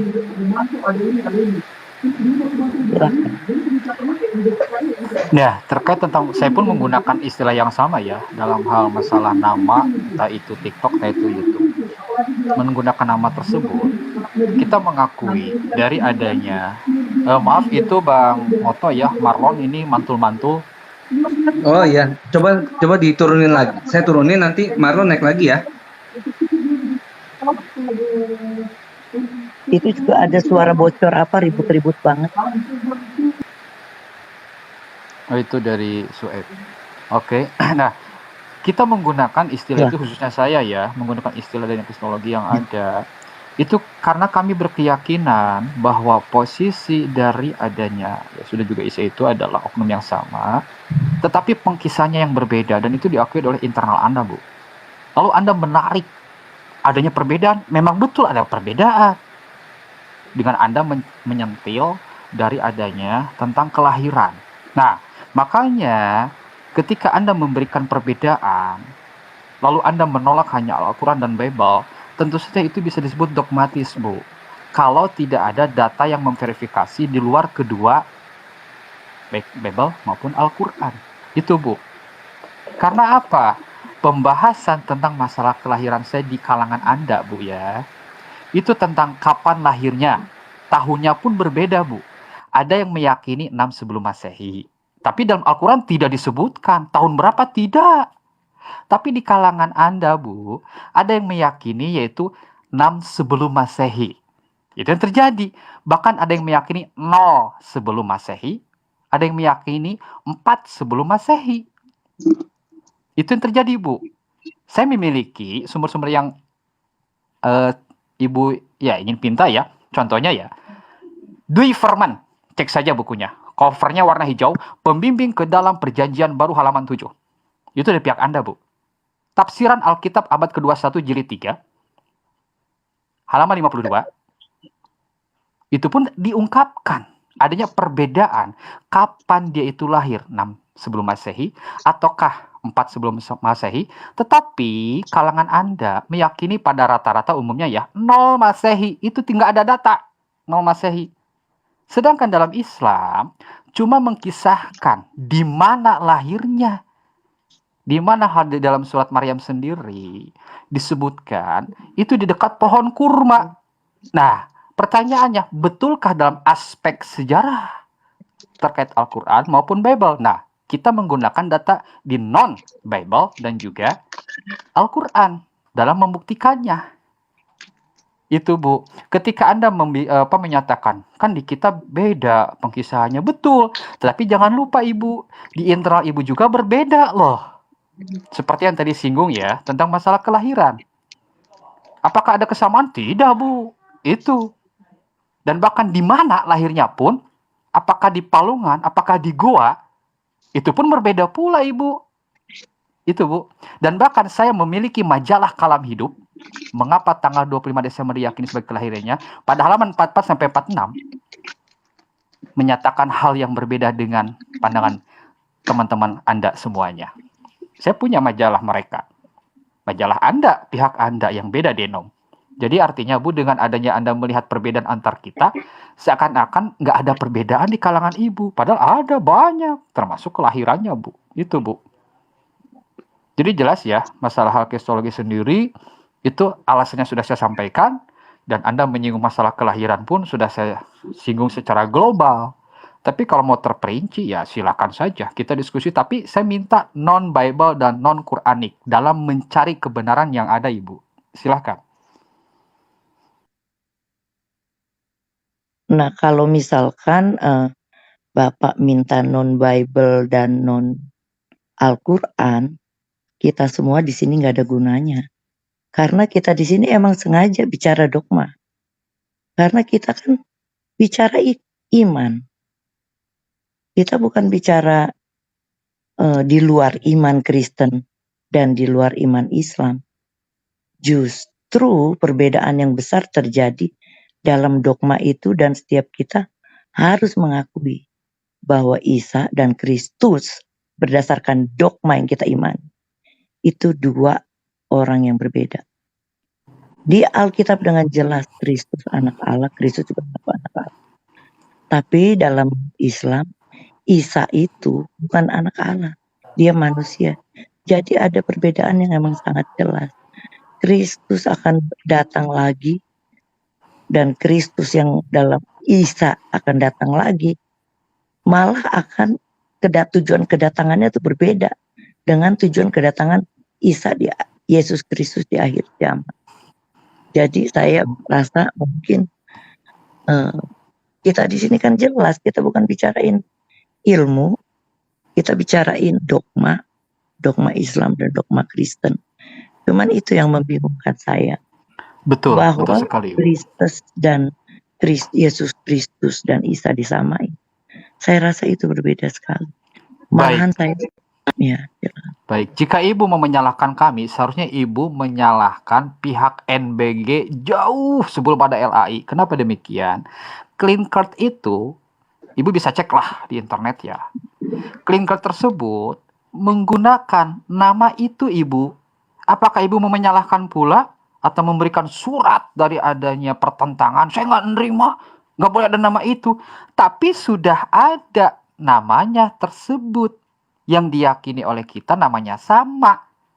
Contoh, clean card bu, tahun sekitar 1879 di dalam Yohanes pasal 11 ayat 35 ada nama itu ibu.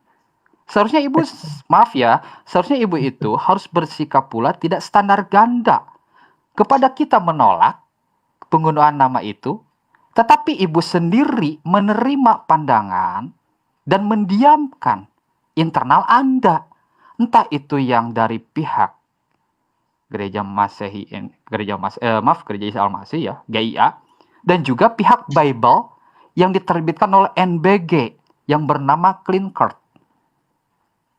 Apakah ibu sudah bersikap adil dalam bersikap? Ataukah cuma ke kita saja? Kalau ke kita saja berarti ibu tidak bersikap bijak. Menolak tentang nama itu saja dan alasan perbedaan, tapi Anda tidak melakukan hal yang sama sebagaimana kepada kami, yaitu kepada pihak GIA maupun LAI ibu. Itu bu ya. Makanya sudah saya tadi jelaskan. Ada loh nama Isa sendiri, Clean Card. Bahkan gereja Isa Al-Masih pun ada. Pertanyaan saya simpel. Apakah ibu sudah memberikan penolakan terhadap penggunaan nama itu sebagaimana yang Anda lakukan dengan alasan berbeda? Sudahkah belum? Saya yakin belum. Karena itu mempengaruhi sinode yang ada ibu. Khususnya dari GIA ya. Itu yang terjadi bu. Itu. Dan silakan Bang Juma untuk menambahkan. Ibu juga menolak pandangan Bambang Nursena. Silakan Bang Juma. Oke, saya sedikit ya karena di sini sudah hampir maghrib. Jadi gini Bu. Kayaknya ada salah pengertian. Ibu Sandra, tolong gini Bu. Ya. Kalau Kristen berani mencoba mencabut identitas Yesus sebagai Isa Al-Masih, maka ibu harus siap-siap mengakui bahwa Yesus itu tidak dikenal di Yerusalem. Kenapa? Yesus itu adalah nama yang identik dengan orang Yunani. Kalau dia masih berakar ke Ini ada salah pengertian kayaknya. Enggak, salah. Ibu yang keliru, Ibu. Kenapa? Enggak, saya jelasin maksud saya. Enggak gini, Bu. Nama Yesus itu adalah nama silakan. Nama Yesus itu nama orang Yunani. Konsep agama ibu juga adalah konsep agama Yunani, agama Helenisme. Kalau Yesusnya, Isanya dihilangkan, maka ibu akan kelihatan ke Yunanian. Saya nggak minta Isanya dihilangkan. Nah itu. Jadi kalau dihilangkan itu ya Bu ya, justru ibu harus bersyukur nama Yesus yang adalah nama Yunani itu bisa digunakan dan disandingkan menjadi Isa Al-Masih. Lagian kitab tertua, kitab Anda di negara kita ini, itu tadinya menggunakan nama Isa Al-Masih. Itu yang pertama. Kedua, antara bahasa Arab dengan bahasa Ibrani, bahasa Aramaik, itu adalah bahasa serumpun. Layaknya bahasa Malaysia dengan kita Indonesia. Sementara nama Yesus itu adalah nama asing, nama orang seberang. Yesua dengan Isa itu adalah bahasa serumpun, bahasa Abrahamaik. Jadi ketika Anda ingin mengatakan Yesus dan Isa itu berbeda karena kelahirannya beda, ya kita lihat aja dulu yang mana yang benar sesuai dengan fakta sejarah. Apakah betul ada nabi Tuhan yang lahir di kandang binatang? Atau yang benar sebagaimana yang diterangkan dalam kitabnya orang Yahudi, bahwa wilayah mereka itu juga disebut dengan kota kurma. 2 Tawarik 28 nomor 15, Ulangan 34 nomor 3, bahwa kota mereka juga itu disebut sebagai kota pohon kurma. Jadi tidak salah Al-Quran ketika dikatakan bahwa Nabi Isa alaihissalam itu ibunya ketika hendak melahirkan itu berada di dekat pohon kurma. Tapi kalau dikatakan di dalam kandang binatang, kemudian musim hujan dan seterusnya, saya rasa itu sangat jauh beda. Apalagi kalau kita melihat tanggal 25 Desember tempat kelahirannya, masa kelahirannya itu adalah cerita-cerita yang dibangun untuk dihadiahkan kepada Romawi dan Yunani. Makanya saya katakan sekali lagi ya, kalau ibu ingin memisahkan antara Isa dengan Yesus, artinya Anda ingin mengatakan oknum yang berbeda. Yang kami ceritakan, Isa alaihissalam adalah oknum yang datang kepada Bani Israel kemudian lahir tanpa ibu. Lahir tanpa ibu dan diberikan pengajaran hikmat Injil. Sementara yang Anda ajarkan Yesus adalah Tuhan yang datang dalam rupa manusia, kemudian mati dan bangkit pada hari ketiga. Itu adanya di Romawi dan Yunani. Tidak ada di Yerusalem, tidak ada di Timur Tengah. Sekira begitu. Demikian dari saya. Terima kasih. Adinda Moto, mungkin karena sudah maghrib di sini, saya pamit sejenak. Maghrib dulu. Silakan antum semua lanjut. Makasih. Assalamualaikum warahmatullahi wabarakatuh. Assalamualaikum warahmatullahi wabarakatuh. Jazakallah khair kabiran kasiran Gurunda. Monggo, silakan. Baik, Mbak saya Sandra. lanjutkan ya. Iya. Jadi ini yang tadi saya bilang ada salah pengertian. Pertanyaan saya, Yesus Kristus di Alkitab dan Isa di Al-Quran. Ini bukan perbedaan namanya ya, tapi orangnya. Di Kristen itu memang Yesus Kristus ya, bisa juga disebut Isa Al-Masih, disebut Yesua HaMasiah, ada nama-namanya. Disebut juga Isa Al-Masih, tapi Isa Al-Masih versi Kristen. Itu oknumnya beda dengan Isa Al-Masih versi Muslim. Makanya saya bilang ini pasti ada salah pengertian. Sangkain saya mau bedain nama. Saya bukan mau bedain nama. Saya mau bedain pribadi dari Isa Al-Masih di Alkitab dengan Isa Al-Masih di Al-Quran. Itu dua pribadi yang bertolak belakang, berbeda. Silahkan. Jika ibu membedakan dari adanya pribadi, berarti di sini adanya apa? Dua nama yang berbeda dengan dua orang yang berbeda. Jika ibu ingin menyebut seperti itu, dengan dua kisah yang berbeda, dua orang yang berbeda. Dua nama bisa sama, Pak. Bisa aja di Kristen kan kita ngakuin Isa Al-Masih, Yesus Kristus, Yesua HaMasiah. Itu namanya Yesus semuanya. Maaf, Tapi dalam Isa internal Al-Masih ibu, maaf ya, dalam internal ibu itu pun sama ada yang membedakan ibu. Itu oke lah menurut ibu sama ya. Tapi perlu diketahui ibu, dalam internal ibu pun sama ada yang membedakan. Entah itu nama, entah itu pribadi. Itu makanya sejak awal saya udah bilang ya, memang ada perbedaan. Tetapi jika hal tersebut menjadi masalah, it's okay. Ayo kita adu argumentasi dengan aspek sejarah. Tetapi ibu apa? Kekeh, pengennya Bible, pengennya Al-Quran. Oke. Tetapi apakah hal tersebut akan memverifikasi pihak non-Quranik, non-Bible, ataukah tidak? Ya tidak. Ujung-ujungnya apa? Maaf ya. Seperti anjing yang mengejar ekornya, hingga pada akhirnya apa? Pak kekeh, ibu kekeh itu, saya kekeh gitu kan? Ya jalan penangannya apa? Data di luar Bible dan Quran itulah sebagai pembuktian. Makanya tadi saya mengajak ibu mau bahas tentang masalah hal kelahiran, ayo, saya punya data-data tertulis. Entah dari majalah Kalam Hidup kek, entah itu dalam posisi buku-buku Anda secara cetak, ayo.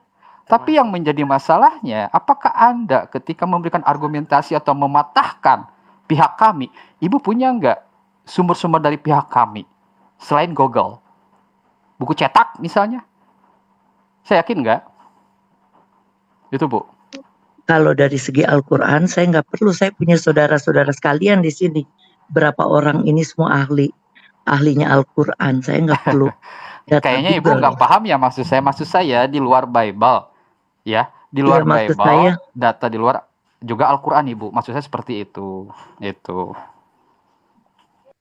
Justru yang saya ingin tarik ke atas ini, sesuatu memang sengaja saya tarik ke atas untuk menarik garis dan mengatakan bahwa Isa Al-Masih di Alkitab itu adalah oknum yang berbeda dengan Isa Al-Masih yang di Al-Quran. Karena terutama dalam pesan-pesan di Alkitab itu emang berbeda. Tapi kalau bapak-bapak ini ingin narik-narik supaya sama, nggak bakal ketemu, Pak. Kita semua harus Iya, memang nggak ketemu Ibu, fair, karena iya. Jadi memang iya, saya akui. mesti ya saling menghargai dan saling mengerti gitu, bahwa Isa Al-Masih Alkitab itu emang berbeda dengan Isa Al-Masih di Al-Quran. Betul. Iya. Tapi perlu jangan dilupakan Ibu, adanya apa?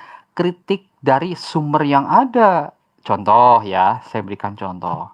Dari adanya sumber yang saya perhatikan, pihak Anda itu cuma menggunakan dari adanya 4 Injil yang ada. Dan ketika kita cross check ya, ternyata para penulisnya itu tidak sejaman Ibu. Contoh lagi realnya, Papias.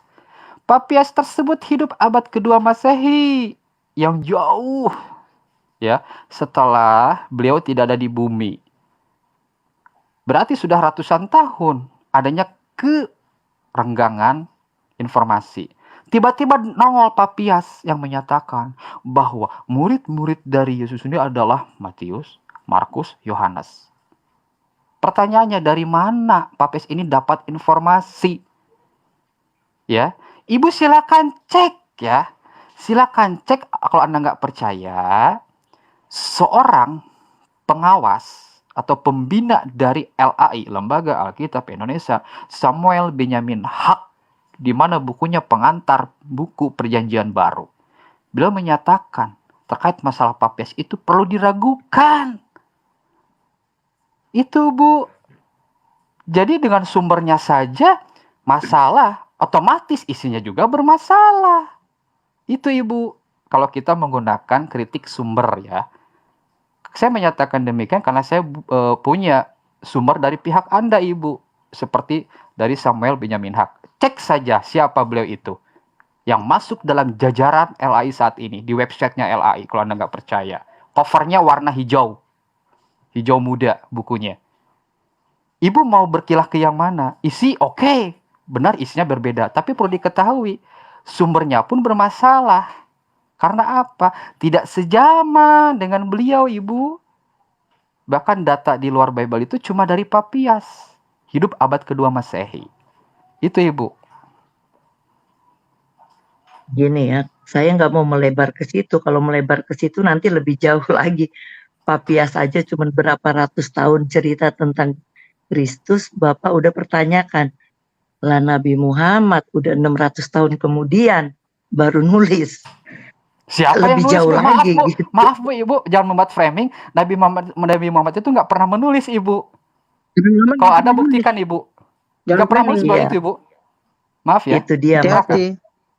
Betul. Maksud saya adalah Nggak boleh kenapa? framing. Betul. Saya nggak framing. Saya karena ini kan ditarik-tarik jauh. Saya Nah, nggak mau tadi kan bilang tarik-tarik kalau ke Nabi situ. Muhammad itu menulis. Maksudnya gini loh. Sejak kapan Nabi Muhammad Iya. menulis? Karena gini, Maksud- saya tahu itu kan udah akhirnya kita semua percaya itu bukan Nah, Nabi Muhammad diklarifikasi menulis. dulu sejak kapan Nabi Muhammad Gini menulis? loh maksudnya. Justru Klarifikasi Jelasin dulu. dulu gitu.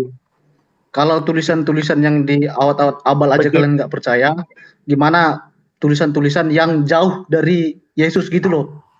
Itu loh Gini maksudnya. loh, saya tuh ngomongnya Bukan dia bilang ini, bukan itu, saya bukan itu bilang itu. maksudnya bukan bilang Nabi Muhammad menulis. Saya Iya, tahu bukan andai itu. kata Tadi saya ngomongnya tarik. gitu. Iya, tapi kan ini ada kata andai kata saya menarik sedemikian jauh, kita semua nggak akan terima kan? Iya, Karena saya benar juga itu tahu benar. Nabi Muhammad itu bukan nulis karena orang Muslim beriman, iman, dogma, percaya itu diturunkan. Anda nggak bisa tarik-tarik Papias saat saya beriman. Maka itu saya Berarti Makanya Ibu saya itu nggak mau. tidak bisa Tadi nggak benar, Bu. Tadi nggak benar diverifikasi itu, Bu. dengan data di luar Bible, Ibu, ya. Maka itu Berarti saya bilang saya perhatikan Ibu ini dari keyakinan abad 16 ya.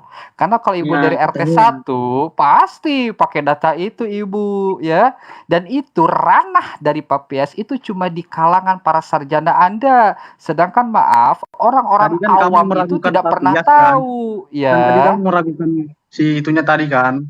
Tadi konteksnya Ibu itu bilang kalau tulisan yang di awal itu aja kamu ragukan, gimana yang Al-Quran Sebentar itu Pak baru Marlon, ini. saya Gitu jelaskan loh. dulu. Kenapa ada Itu loh konteks perbedaan Ibu yang antara tadi bilang begitu. Bible, Pak Marlon? Kenapa ada perbedaan antara Quran dan Bible? Betul sekali ada perbedaan, tetapi jangan lupa perbedaan di dalam Bible pun dipengaruhi dari adanya para penulis yang ada. Seperti Matius sampai Yohanes misalnya, itu ya. Dan ketika kami selidiki, ingat, kami menyelidiki tidak menggunakan Google. Kami memiliki buku-buku Anda. Samuel Benyamin Hak, pengantar perjanjian baru, cek cover warna hijau. Saya nggak punya usah ngomel atuh.